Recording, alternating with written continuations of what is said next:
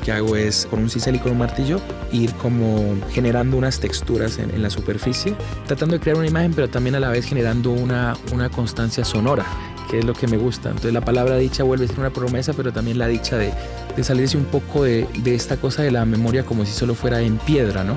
Como que cuando uno habla de memoria fuera algo que tiene que ser inamovible, ¿no? Y que tiene que ver con la identidad, ¿no? Como lo sonoro también puede ser memoria, ¿no?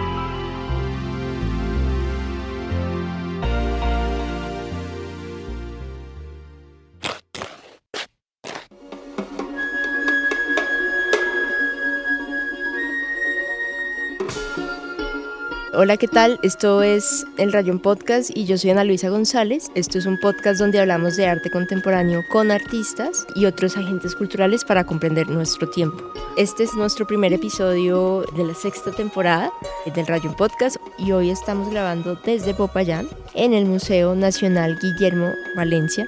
Hoy estamos inaugurando la serie de diálogos desde el Cauca con artistas que han trabajado desde el territorio. Estamos hoy con el artista y gestor cultural Eider Yangana.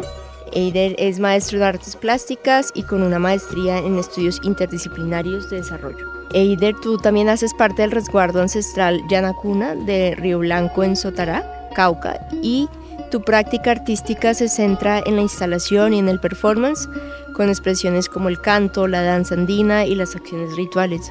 Bienvenido, Eider, y gracias por recibirme. Muchas gracias, Ana. Nuevamente alegre de verte aquí en Popayán, en este espacio y acá en Cauca. La primera vez que yo hablé contigo fue, creo que en el 2024, hace un año, y vine a hablar contigo. En ese momento íbamos a grabar un documental. Me dijiste que tu experiencia como artista partía de, digamos, una experiencia migrante. Entonces yo quería empezar por eso. Explícame qué es eso de ser migrante en Popayán y sobre todo cómo atraviesa tu trabajo como artista. Bueno, digamos, esta experiencia migrante la podría mencionar como comunidad yanacuna. Es un pueblo que siempre como muchos pueblos del mundo, pero en lo particular del Cauca, como pueblos yanacuna asentados en el macizo, en el siglo XX tienen como dos olas de migración muy importantes. Estamos hablando de los 50s y 80s, 90s, ¿no? Entonces, este fenómeno de la migración pues obedece como a muchos factores económicos, políticos, donde la experiencia del campesinado o la experiencia rural empieza como... Hay posibilidades, digamos, de los comuneros yanaconas para desplazarse a Popayán, a trabajar, a estudiar, ¿no? Las primeras generaciones de nuestros padres, ¿no? Entonces yo diría, digamos, que esta experiencia migrante nos ha atravesado como generación, desde nuestros padres, y nosotros en la segunda generación, que somos comuneros, que ya tenemos la posibilidad de estar en Popayán, estudiar y formarnos ya en la universidad de una forma más asequible, más fácil, ¿no? Ya no son pocos, sino que ya es una generación, ¿no? Entonces, esa experiencia personal y familiar, generacional, ha sido importante, digamos, para mi proceso creativo, donde siempre trato de acentuarla, de contarla a través de la formación en artes que recibí en la Universidad del Cauca. Tú tienes toda una serie de, digamos, prácticas artísticas, empezando por la danza andina, el performance, el muralismo, la instalación, que han sido como los principales intereses en tu trabajo como artista, ¿no? ¿Cómo has creado esos puentes, digamos, entre lo ancestral y lo contemporáneo? ¿Cómo estás creando esos puentes como artista? Y lo bonito también de esa migración es que no es tan lejana, ¿no? O sea, digamos, estamos a 4 horas del territorio, muchos compañeros del Cauca también vienen de territorio norte, oriente, sur, suroccidente. Entonces esta migración es un ir y venir, llamémoslo así, ¿no? Entonces, este tema de esta suerte de la danza andina también es un ir y venir, que en la historia, si vamos a ver cómo fue, a rastrear cómo pasó, viene de un proceso en Cali, en San Antonio, donde ya muchos años haciendo danza andina, y muchos estudiantes de Cali vinieron a estudiar acá en la Universidad del Cauca y empezaron a hacer los procesos de danza andina en la universidad. Ahí pues encuentro, digamos, este espacio. Yo siento que fue una suerte de encuentros, como que la ciudad permite eso, ¿no? Como en esta diversidad que se vive aquí en Popayán. Más allá de esta cosa de la ciudad blanca, uno encuentra estas cosas como la danza, la chirimía, son expresiones que te evocan y no necesariamente muchos como personas como me pasó a mí. Desde chicos no teníamos tan asentado, tan fuerte el tema de la danza, ¿no? Para mí era importante, la veía, era importante culturalmente, pero no me había atravesado personalmente, ¿no? La encuentro en un momento de mi vida un poco ya mayor, 27 años, donde la encuentro ya como una forma de danza colectiva, circular, diferente de lo que uno veía antes, que era como la tarima, los danzantes profesionales, donde uno sentía que ahí no estaba uno. Pero ya percibir este tema de la danza en círculo, colectiva, más democrática, más abierta, donde es compartir la energía, fue algo que me llamó mucho la atención y durante todos estos años he tratado de entender cómo se articula con mi práctica performática, ¿no? Como en la parte de las visuales y creo que poco a poco he ido entendiendo y dándole el tiempo como a integrarlas, ¿no? Entonces ahí vamos, ahí vamos. Tú hablas del cuerpo colectivo y cómo integrar esas danzas, digamos, bajo estas prácticas artísticas contemporáneas. ¿Cómo ha sido ese cruce? Porque parecen como dos mundos aparentemente distintos, sobre todo, pero ¿cómo ha sido esos cruces entre lo ancestral, viniendo también como desde lo ritual? Durante muchos años en mi proceso de performance no había captado muy bien, digamos, cuál era el corazón o el centro, digamos, de lo que iba haciendo. O sea, había como un compromiso estético, sí, discursivo, conceptual, pero después de que uno va viendo como un proceso, como unos 10 añitos de trabajo, uno ya se da cuenta que ahí siempre hubo como un homenaje al gesto corporal, al ritual, ¿cierto? Entonces creo que ahí se conecta un poco con lo que ven uno en las danzas también, que también es un ritual de encuentro, ¿no? Entonces más allá de los lenguajes, de esta cosa de la frontera académica, hay como una conexión ahí que uno la siente, la intuye, ¿cierto? Entonces, en esa medida creo que este tema de lo ancestral, yo lo definiría, digamos, en mi experiencia actual, como esta imagen de la espiral, que está muy dado en la parte de Yanacona, en otros pueblos de aquí del Cauca, que en su abstracción va revelando como mucho sentido, ¿no? De cómo tu vida personal y colectiva, histórica, se desenvuelve, ¿no? Desde un inicio va expandiéndose, pero uno ve que entre cada curva hay como ecos de la que ya está, ¿no? Entonces como que es una buena imagen para decir que esta parte que empezaste acá vuelve a girar y se vuelve a encontrar desde otro puntico, ¿no? Como ecos entre los espirales, ¿no? Entonces eso me parece que fue una imagen muy bonita para entender que lo ancestral también se puede conectar con lo artístico.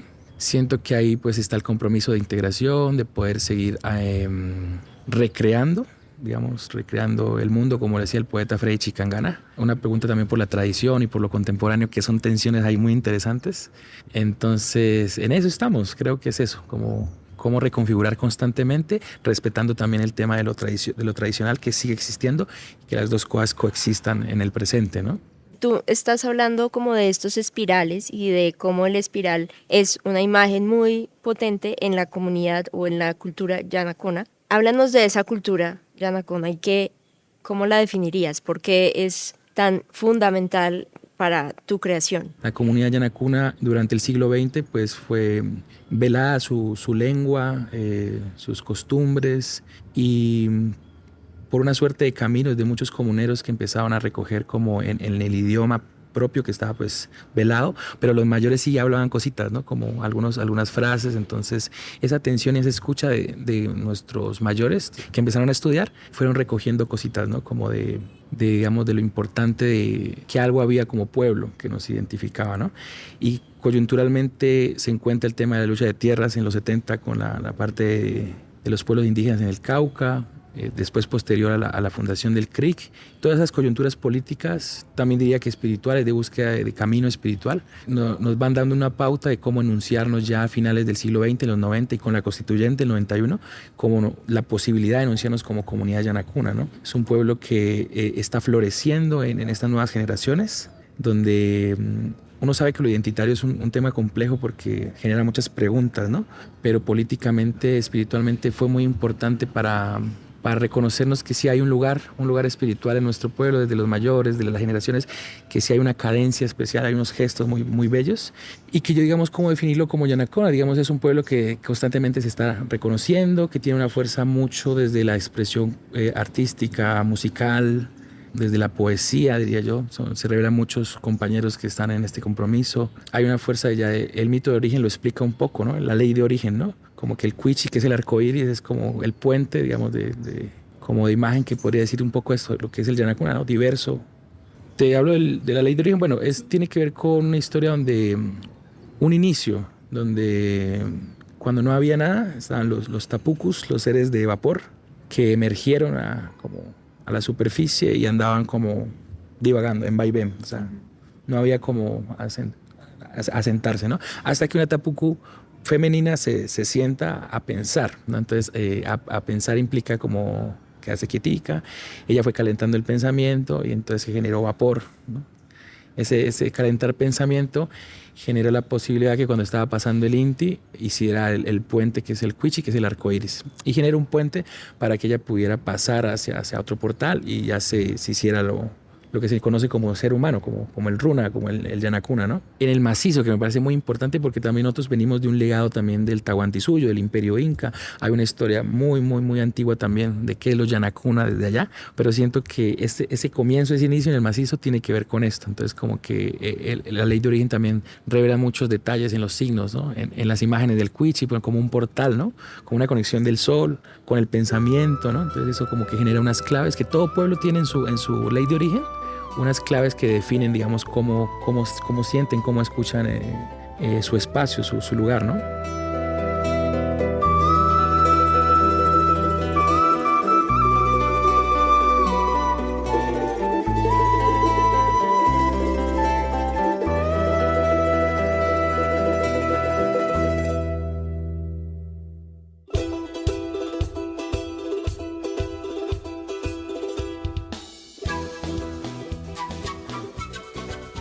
El 24 de octubre de este año empezó el 47 Salón Nacional de Artistas, Cauca, Asamblea de Mundos Posibles, que es el resultado de un grupo curatorial, pero también de asambleas con consejeros, sabedores, que incluyeron otras miradas del arte comunitario desde el territorio. Tú, Eider, has trabajado ya por varios años desde el Cauca, proponiendo conexiones entre procesos artísticos contemporáneos y comunitarios. ¿Cuál es tu visión sobre el territorio y cómo lo llevas a tu práctica artística?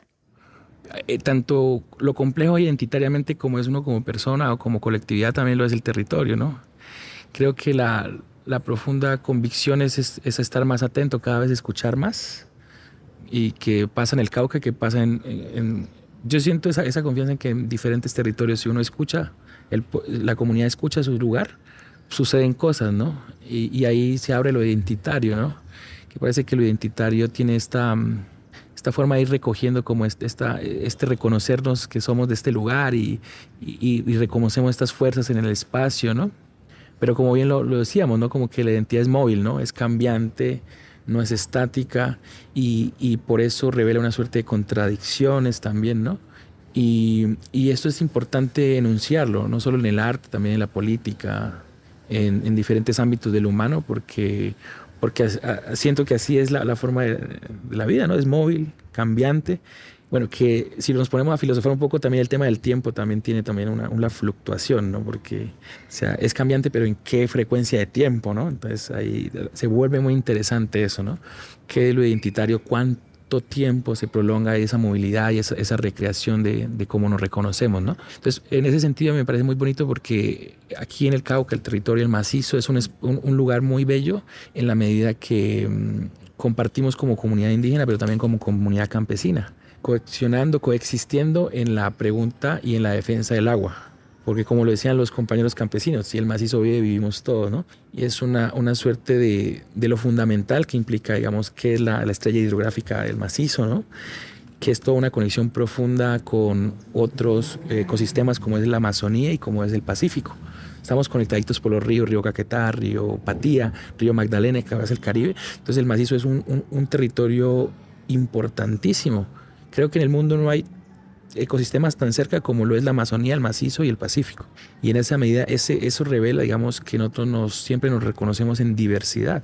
Y eso es lo que nos enuncia y debemos caminar. Siento que hay una orientación en el camino que uno hace, ¿no? Desde el arte, por ejemplo, en el caso de nosotros. Que tú ahí mencionaste las contradicciones que hay en esas cuestiones identitarias y en esa orden de ideas, pues quisiera hablar de algún proyecto artístico tuyo que esté en esa fluctuación, que esté señalando esas contradicciones y sobre esas tensiones entre, pues sobre todo porque es una comunidad muy amplia, ¿no? Donde no solamente está lo indígena, sino lo campesino, lo afro, lo mestizo. Bueno, pues precisamente para la inauguración del 47 Salón tengo una pieza que se titula La Palabra Dicha. Fue un proyecto que nace un poco desde el derribamiento de Belalcázar acá en la pirámide de Tulcán, que fue un momento histórico muy importante para nosotros. ¿Qué recuerdas de ese momento? Porque ese fue un momento importante para no solamente para Popayán, sino para el país. Sí, pues sabíamos que había muchos ecos en diferentes partes del mundo con este derribamiento de imágenes de colonizadores, ¿no? Y estábamos en el marco de una marcha por la paz, si no estoy mal, que convocó el CRIC. Y bueno, pues las autoridades estaban muy pendientes de la comunidad Misak. Bueno, aquí no van a ver como altercados, pero fue AISO, que fue la comunidad Misak, la que subió y la que se organizó y tumbó la estatua, ¿no? De Belalcázar. Eso fue una conmoción, pues para nosotros como pues, compañeros artistas. Yo creo que una profunda satisfacción histórica. Creo que no habíamos hablado de eso. Sí, hace mucho tiempo sí se había estado reevaluando esta necesidad, pero no se sabía cómo, cuál era, sí. Entonces los compañeros la derribaron y eso abrió un debate también muy interesante que era ¿y qué viene después? O sea, ¿qué se coloca ahí, no? Entonces había muchos sectores de no, entonces coloquemos otra cosa, no, que restaurémoslo, otros que no, que pensemos en otras maneras, no todo tiene que ser monumento, ¿no? Entonces esa conversa fue muy interesante y recuerdo nosotros conversando un sector ahí también de la academia artística, bueno, ¿qué vamos a hacer? Cuando no, los muchachos jóvenes llegaron y pintaron ese pedestal, entonces como que también accionaron, como que siempre fue esa pregunta de qué es lo legítimo, ¿no? Que yo, hablando con muchos compañeros decíamos que, o yo me reconozco mucho en esta reflexión de que ya la pirámide en sí es un monumento, colocarle otro monumento se vuelve muy complejo, ¿no? Pero en ese marco se apareció esta imagen del cacique Pubén, que es una imagen de un boceto de Rómulo Rosso de hace 100 años, con un gesto muy particular pues, de los Bachué, ¿no? Que él, como escultor, ¿no? Con un gesto muy así heroico de lo que es indígena en la vanguardia del siglo XX, ¿no? Y cuando vi esa imagen que quería que fuera una estatua grande para colocarla en la pirámide, pues como que algo me convocó esa imagen.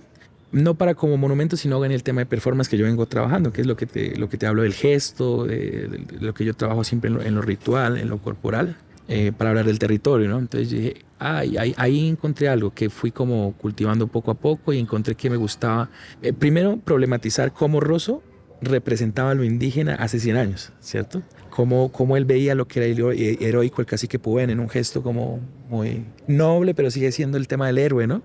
Entonces me gustaba como poder cuestionar un poco esa imagen, así fuera la de Rosso, así fuera la vanguardia de Bachué, como contrapelarla como cuáles otros gestos podrían haber dentro de lo indígena quizás, ¿no? Entonces me gustaba mucho un gesto que es como el tema de la labor, ¿no? Como el agacharse, el gesto de trabajo, ¿no? Coloqué esos dos gestos en una acción que quería poner como estatuas callejeras, quitarle un poco esa aura de monumentalidad, sino que fuera como un poco lo teatral de la gente los compañeros que hacen en la calle, en los parques, que se visten como estatuas callejeras, la monedita y él hace el gesto, ¿no? Entonces por ahí empezó. Después eso se creció un poco más, también se llenó de archivo, también de registros, porque ya casi que pueden ya uno vestido, se vuelve una fantasmagoría, ¿no? Como una promesa que nunca fue, que fue la palabra dicha, ¿no? Y nada, la pregunta que me decía, digamos, ¿con qué obra, digamos, se habla de estas contradicciones? Creo que ahí como que me gusta siempre pensar en esos gestos de la representación de qué es lo indígena, cómo nos ven a nosotros como pueblos indígenas y qué otros gestos podemos revelar en esos matices, ¿no? Que somos como comunidades indígenas.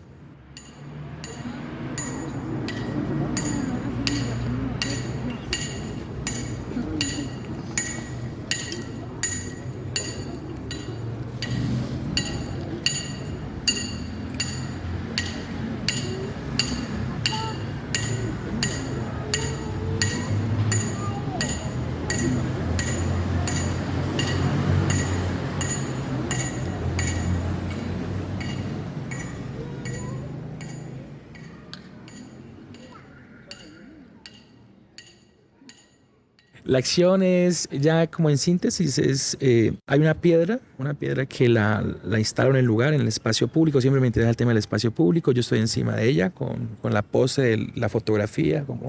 Y la idea es quedarse un buen tiempo pues estático, ¿no? que se genere este gesto de quietud, y como primer gesto que la gente piensa que es como esta representación del cacique, ¿no? Pero después ya me bajo el pedestal y lo que hago es con un cincel y con un martillo ir como generando unas texturas en la superficie, tratando de crear una imagen, pero también a la vez generando una constancia sonora, que es lo que me gusta. Entonces la palabra dicha vuelve a ser una promesa, pero también la dicha de salirse un poco de esta cosa de la memoria como si solo fuera en piedra, ¿no? Como que cuando uno habla de memoria fuera algo que tiene que ser inamovible, ¿no? Y que tiene que ver con la identidad, ¿no? Como lo sonoro también puede ser memoria, ¿no?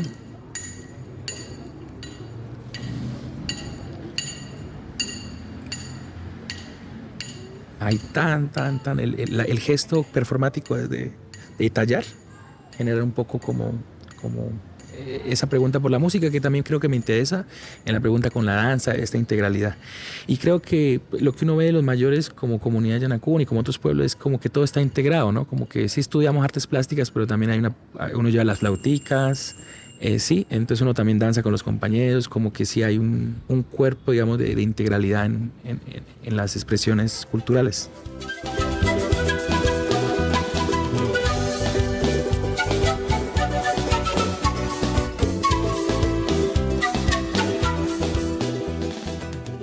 Hablamos hace poco de la danza, de lo que es la danza andina, de cómo llegas tú a la danza, tú practicas y ves el baile y también el cuerpo más como un cuerpo individual, un cuerpo colectivo. Ahora pues en los recorridos con el Nacional, que tuve la oportunidad de como acompañar un poco el proceso a mitades de año, hablamos un poco del cuerpo colectivo con un compañero, Harvey del Macizo, que tiene un proceso muy bonito, un museo campesino en la Sierra Cauca, y le comentamos un poco esto y él lo complejizó más. Dijo, bueno, está el cuerpo personal, el cuerpo colectivo y el cuerpo organizativo, ¿cierto?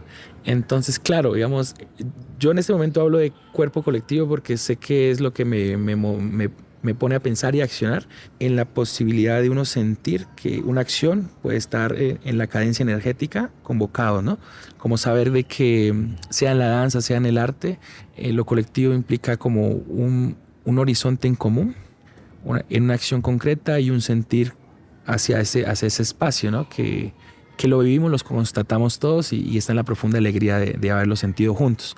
Cuando Harvey habla de lo organizativo, dice, listo, está chévere lo colectivo, bueno, ahora vamos a pensarnos cómo nos organizamos, cómo eso lo volvemos ya un cuerpo constante, que se mueva cada cierto, una frecuencia, ¿no? Entonces eso, pues para la pregunta que me haces, como que ya no lo puedo pensar, digamos, solo cuerpo colectivo e individual, sino estas tres que son transversales. Pero tú, ¿cómo defines, o sea, qué es eso del cuerpo colectivo? O sea, ¿tú cómo lo definirías? Pues no sé, no tendría como una definición exacta. Para mí fue la solución a poder expandir mi práctica artística, como que habían preguntas desde el performance de que no me terminaban de cuadrar del todo, como que, y por otro ladito, por otra orillita, hacía, por ejemplo, muralismo colectivo, danza colectiva. Entonces yo decía, bueno, pero estoy como en dos vertientes, ¿no? Entonces mi pregunta era siempre tratar de volver a entender cómo poder pensar esto no como el trabajo alterno, sino que quizás también fuera parte del performance, ¿no? Que puede estar en el tema del fuego prestado, la ceniza real, ¿no? Entonces es la necesidad de vincular, de integrar un poco. Puede ser que me equivoque o no, pero es como la pregunta de poder, como el pensamiento, el corazón, estar convocados como a integrar lo que uno hace de forma colectiva. Y que eso pueda hacer sentido, que pueda ser, que lo visual, que nosotros lo que trabajamos, lo poderoso de la imagen, de la fuerza de la imagen, también pueda ser constatado también en otros circuitos, en la danza, que lo hemos hecho también con el tema de los símbolos, como danzamos, pero también en el centro construimos imagen, ¿no? Como desde el ritual de la chacana, por ejemplo, del espiral. Entonces ahí hay una conciencia integradora. Siento que eso es como la profunda convicción, ¿no? Tú también hablas de la importancia de dejarse afectar, digamos que por otros cuerpos, no solamente cuerpos humanos, sino cuerpos como el agua, el fuego, los árboles, el viento, al momento de crear. Cuéntanos cómo está también involucrándose otros seres al momento de la creación. Sí, claro, eso es, como hablamos al principio, es como una profunda escucha, una profunda atención de uno, el camino, del espiral, ¿no? Como uno va resolviendo y va afinando un poco el caminar de los pies también, que estén escuchando lo que uno hace, ¿no? Y como los pueblos del Cauca en el norte también hablaban sobre el misterio, también ahí hay una suerte de misterio, digamos, hay cosas de enunciamiento que es difícil de cómo cómo definir, ¿no? Por ejemplo, la relación con el viento yo la podría entender un poco con los compachirimeros, ¿no? Como los mayores escuchaban el viento para poder componer sus piezas musicales, y como lo menciona también alguna docente alguna vez, como que cómo pensar el arte acompañado de las fuerzas naturales, el fuego, el agua, ¿no? Y eso ya uno no puede del todo como controlarlo, hay que más bien permitir y ser escuchado también, y que la fuerza también sea, ¿no? Tú tienes una plataforma que se llama Yanacrona. Explícanos de qué va ese proyecto, cómo crees que has sembrado estos procesos pedagógicos y cuál es la importancia en los procesos creativos tuyos. Bueno, Yanacroma también, como la pregunta del cuerpo colectivo, nace en esa necesidad, digamos, cómo poder hacer una plataforma donde uno sienta que no es solo la enunciación personal, sino una co-creación, ¿no? Entonces, toda esta posibilidad de aprender con algunos maestros aquí como Jafet Gómez, Jorge Gómez, el tema del muralismo colectivo, o sea, no es tanto la imagen del experto, sino cómo hacemos los consensos para llegar a la imagen, ¿no? Entonces, para mí Yanacroma era la posibilidad de recoger todos esos aprendizajes y poderlo expandir, no solo a un lenguaje definido, sino al tema de la experiencia corporal colectiva, cuerpo colectivo. Y bueno, en lo concreto, Yanacroma tiene dos vertientes. La primera es la compañía artística, que es lo que estoy tratando de sembrar en este momento. Es un equipo de trabajo que podamos hacer acciones integrales entre lo sonoro, lo visual y lo móvil, que es lo performático. Y la otra vertiente es la residencia. Es la residencia Yanacroma, es un espacio en Río Blanco, Sotará, de donde provengo, donde viene mi familia, mi comunidad en Sotará, en el macizo colombiano. Y bueno, ya hemos dispuesto un espacio para invitar artistas bajo unas premisas sencillas, ¿no? Como poder estar en el espacio, poder recorrerlo y poder hacer ejercicios, prácticas artísticas, organizativas, que estén convocadas a un beneficio comunitario, ¿no? Cómo poder desde tu práctica poder hacer cosas en beneficio territorial. Y bueno, ha sido una experiencia muy bonita. Hemos tenido alrededor de 4 o 5 artistas invitados durante este año. Por fortuna, con el Salón Nacional ya tuvimos la invitación de 2 compañeros del Caquetá, territorio amazónico, Deifer y Fabián, que ellos fueron a la residencia, recorrimos, fuimos también a Valencia, es otro resguardo cercano, a recorrer las lagunas donde nace el río Cauca, río Magdalena, donde nace el río Caquetá, en un sector del páramo. Y es muy importante porque los compañeros viven en una zona donde el río Caquetá es inmenso, y desde su ley de origen, ahora hablando un poco de la ley de origen de ellos, mencionaban que para ellos era muy importante la noción del friaje, que es todo un sistema de nubes que van desde la Bocana, que digamos que es la desembocadura del río Caquetá, en la Amazonía, van al centro del mundo, de su mundo, que es en el Caquetá, y van hacia el inicio, que es la cabecera, que es donde nace, ¿no? Entonces, para ellos era sumamente importante ir hasta la laguna del Magdalena.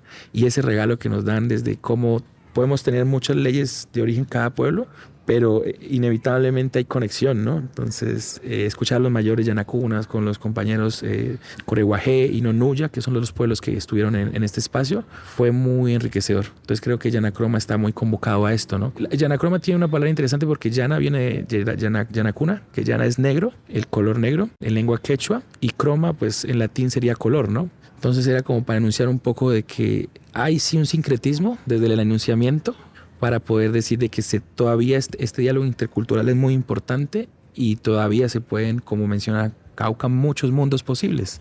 Bueno, estamos en la coyuntura del Salón Nacional. Hablaste de una residencia que tú mismo estás creando con pues, el proyecto de Yanacroma. Hablemos de eso, de cuántos espacios hay, cómo tú ves esos espacios de circulación hoy en día. Es una gran pregunta porque creo que sí, hay que reconocer, digamos, que sí hay una mirada de, digamos, lugares de privilegio que buscan cómo darle esos espacios a comunidades indígenas como para pues, la cuota, ¿no? Como para decir, están ahí, ¿no? Lo que el multiculturalismo se diría, ¿no? Pero siento que muchos agentes de las comunidades indígenas son conscientes de estos retos, de estas problemáticas, y aún así caminan siendo conscientes de esos espacios problemáticos, generando enunciación personal y colectiva en lugares muy complejos, ¿no? Y eso es político, eso es importante, y creo que es sumamente válido como otros compañeros, otros procesos que no necesariamente están dentro de estos circuitos, sino que lo están haciendo en otros sectores. Entonces creo que me parece importante, pero que es una parte de todo el espectro, ¿no?, de lo que se está moviendo como comunidades indígenas, y que cada cual tiene su responsabilidad y su convocación en estos sectores, ¿no? En el caso de nosotros, de mi parte, pues como artista indígena, pues me interesa estar en lugares así de complejos, de circuitos institucionales. Siento que hay muchos espacios de problematizar y de generar diálogo, que me parece muy importante. ¿Cuáles son las tensiones que tú ves hoy en día en el salón?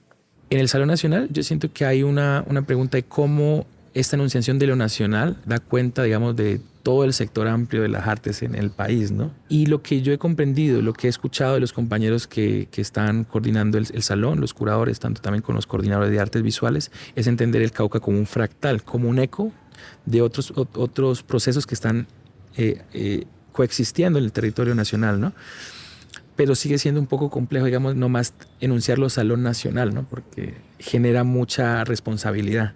Entonces, en ese sentido, y sobre todo por el circuito, en una institucionalidad o un país, un Estado que no ha garantizado para el sector artístico, pues una manera, digamos, de poder hacer nuestro ejercicio de la mejor manera, ¿no? Tener las garantías de nuestro proceso. Entonces, hay muchas complejidades que le corresponden al Estado, a la institucionalidad, y siento que el ejercicio que están haciendo los compañeros es importante porque ha tenido un ejercicio profundo de escucha, pero siento que esta configuración de nacional tiene que seguir seguir transformando. No sé si enunciarse de otra manera o cómo volverla a ser más amplia cada vez más, ¿no? O sea, que eso nos corresponde a futuro también seguirlo transformando, donde podamos estar muchos pueblos. Cabemos todos en estas categorías de lo comunitario, lo indígena, lo ancestral, la asamblea, los consejeros, cabemos todos allí. Y hay un tema que también podríamos hablar del nacional como un tema de legitimidad, ¿no? De quién es validado como en un circuito y quiénes no, digamos. Y esa es una buena pregunta tanto para los dos lados, porque uno conversa con compañeros que ellos dicen, listo, no estamos ahí y está bien porque no lo necesito, no quiero, ¿no? O sea, mi búsqueda es otra, ¿no? También es preguntarse por otros compañeros artistas que si no se sienten convocados por determinada forma de encuentro, pues está bien en la medida que se pueda dialogar, que se pueda denunciar. Como te digo, a mí me parece muy importante para mí el tema de la espiral, porque a los 15, 20 años yo no tenía la misma convicción que tengo con el tema de la danza, y esa es la vida, digamos. Quizás en un momento de tu vida sí haya una real conexión con una determinada forma como el encuentro asambleario, por ejemplo. Aunque por ejemplo el tema de la asamblea me parece sumamente interesante porque lo asambleario es espiritual, es sindical, es estudiantil, ¿no? Y eso es una figura y una estrategia que nos ha acompañado en la historia de nuestro país, ¿no? Entonces, como sentarnos, yo creo que creo que el tema de la distancia nos ha afectado mucho, es cómo poder garantizar los diálogos para uno como limar o limpiar un poco como las desconfianzas, sino como, bueno, hablemoslo, cómo podemos expandirlo, ¿no?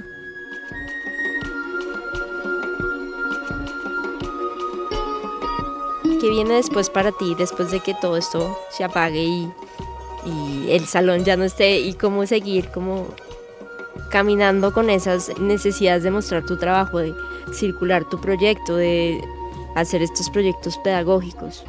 Que esta experiencia nacional con lo institucional creo que le da mucho a uno un cuerpo profesional para seguir creyendo en este proceso, entender las dificultades, los tiempos, el acelere burocrático que pasa en todo lo institucional y seguir confiando en lo que uno ya tiene ganado un poco en las experiencias pedagógicas en territorio, ¿no? Y también en lo institucional, en lo expositivo. No, seguir caminando, seguir con la confianza de este cuerpo ganado, ¿no? Creo que es como aprender mucho, ¿no? De sentir cómo es este motor del nacional también uno le genera, lo despierta mucho en el campo de cómo se mueven las cosas, las agencias, las relaciones entre proyectos, y eso es conocimiento para las generaciones que puedan venir, ¿no? Compañeros como en el tema en el nacional y en la Escuela Itinerante de Artes Plásticas, que también es un proyecto interesante de artes visuales, nos ha demostrado que siempre había una desconfianza histórica con lo institucional, porque claro, lo institucional no había cubierto hace muchos años como ahora un poco esta pregunta, la gente está como, oh, ¿no? Pero ya se va abriendo, bueno, ya sé cómo empezar a gestionar mis proyectos, ya sé cómo hay que empezar a redactar estas cosas, ¿no? Entonces creo que es un conocimiento adquirido y creo que pues hay que reconocerlo, ¿no? Bueno, gracias Eider. Quiero agradecerte por abrirme el espacio, ya es la segunda vez que me recibes aquí en Popayán para conocer más de tu trabajo. También quiero agradecer muy especialmente al gestor cultural Juan Esteban Regifo, quien nos consiguió la locación para grabar este episodio en el Museo Nacional Guillermo Valencia. También contarles que viajamos a Popayán gracias a una beca de movilidad del Ministerio de las Culturas, las Artes y los Saberes para hacer las entrevistas de la sexta temporada del Rayón. Además, este capítulo fue producido y grabado por Ana Luisa González, fue editado por Iman Music, asistencia editorial y postproducción y producción audiovisual por Isabel Turga, el guión y la investigación por Ana Luisa González y Laura Vaquero, composición musical por David González, la música andina es por Chasqui Runan Manta, la imagen y diseño de las portadas por Marcela Franco.